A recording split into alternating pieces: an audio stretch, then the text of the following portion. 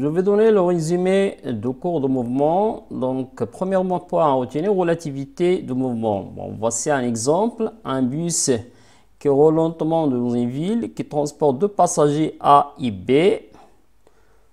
Donc, la distance entre les deux passagers reste constante. On dit que le passager B est en repos par rapport au passager A. Par contre, la distance entre B et l'arbre varie. Donc, le passager B est en mouvement par rapport à l'arbre. Bon, le passager A et l'arbre constituent le corps de référence par rapport auquel on étudie l'état de B. Bon, ces deux corps s'appellent référentiels. Donc, on voit que la notion du mouvement est donc relative, c'est-à-dire elle dépend de l'objet par rapport auquel on l'étudie. Bon, cet objet, comme on a dit, s'appelle référentiel.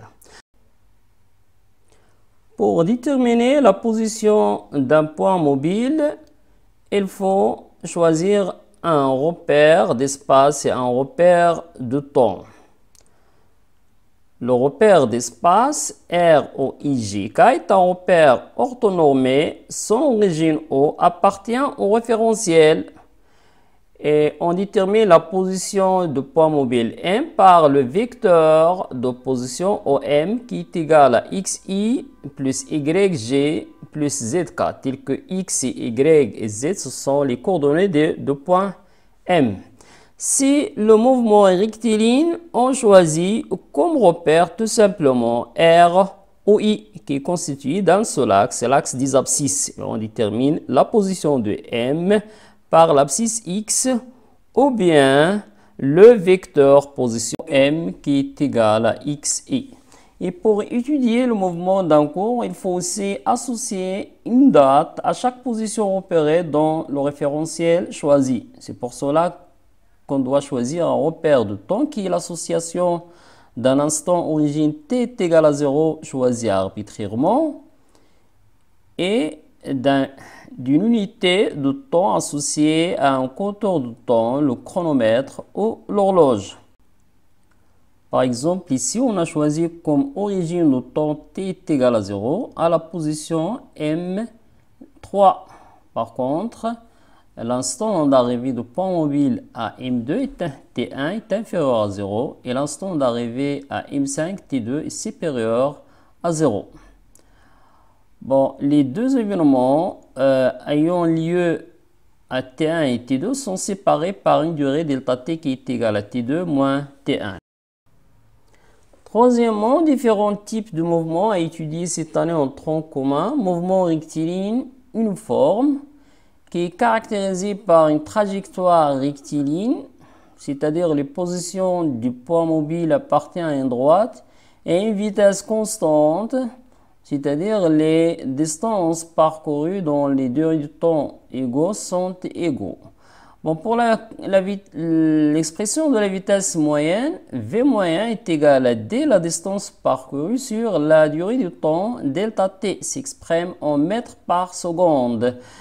Par exemple, la vitesse moyenne entre M1 et M5 est égale à M1 et M5 sur T5 moins T1. La vitesse instantanée, c'est la vitesse du point mobile à l'instant donné TI. Et le vecteur vitesse instantanée est caractérisé par quatre caractéristiques. Origine, qui est la position MI, direction, la tangente en MI à la trajectoire, le sens de mouvement, et la valeur VI qui est égale à MI moins 1, MI plus 1 sur TI plus 1 moins TI moins 1, c'est-à-dire est égal à MI moins 1, MI plus 1 sur 2 temps. Par exemple, la vitesse V3 à l'instant T3 est égal à M2 M4 sur T4 moins T2 qui est égal à M2 M4 sur 2 temps. Équation horaire de mouvement rectiligne uniforme. On a x en fonction de t est une fonction affine, bon, c'est-à-dire c'est créé sous la forme x de t est égal à a fois t plus b, tel que a représente le coefficient directeur de la courbe, que représente la vitesse du mouvement, et b représente l'abscisse à t égale à 0, c'est-à-dire x0. Donc, l'équation horaire du mouvement s'écrit sous la forme x de t qui est égale à vt plus x0, tel que v la vitesse du mouvement qui est égale delta x sur delta t, c'est-à-dire est égal à x1 moins x0 sur t1 moins t0. Et x0, c'est l'abscisse à t égale à 0. Deuxième type de mouvement à étudier cette année, mouvement circulaire uniforme. Bon, on dit que le mouvement est circulaire uniforme, c'est à chaque instant la valeur v de la vitesse est constante et que la trajectoire est une portion de cercle de rayon r. Ici sur le schéma, je représente le vecteur vitesse à l'instant t3, c'est-à-dire v3, qui a pour caractéristique l'origine m3. La direction, c'est la tangente de la trajectoire en m3 qui est perpendiculaire au rayon OM3.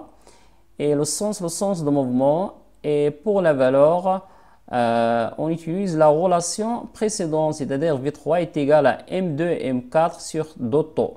Le mouvement circulaire est un mouvement périodique de période t, tel que t est égal à 2p fois r sur v. Et l'inverse de t s'appelle la fréquence, c'est-à-dire f est égal à 1 sur t qui a pour l'unité Hertz. شكرا على انتباهكم وإلى ملخص جديد بحول الله.